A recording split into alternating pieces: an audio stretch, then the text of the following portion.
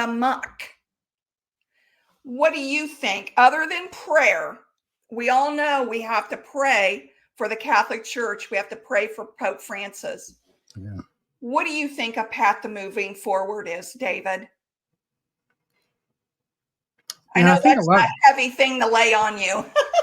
Yeah, but I think you're right. I think a lot of people, the more you are engaged in social media, especially Catholic social media and Catholic in these spaces on Facebook, YouTube, X.com, the more you expose yourself to this negativity. And the one question I think we always have to ask ourselves is, what's the motive here? Right? We listen to these people saying these things that have nothing whatsoever to do with us becoming saints, nothing whatsoever to do with us becoming holy, not sinning anymore. There's no spiritual value in like 99% of things that they're saying. You know, I made a video about this. I say, people it's just this cycle of just bitching about the Pope.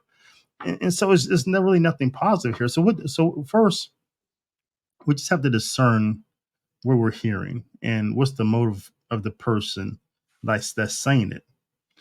And most of the time, we just leave it there where we heard it and not digest it, not take it anywhere, because it's not coming from a positive place.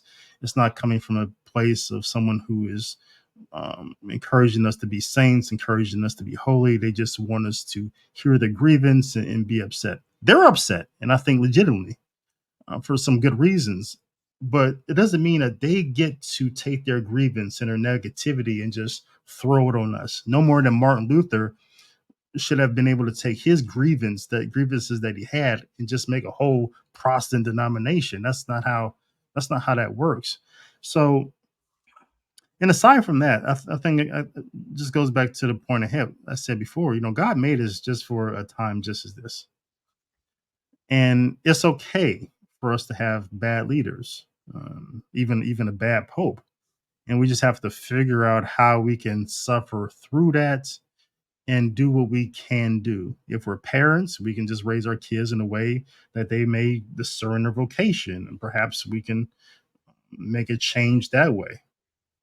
If we have some sort of other calling, something else we can do as teachers, is yourself in sales, in your podcast, the things that you're doing, you do what you do when you can do it. And that's what being a saint is. Saints do what they can do. They do what they're supposed to do, when they're supposed to do it, how they're supposed to do it. That's it. And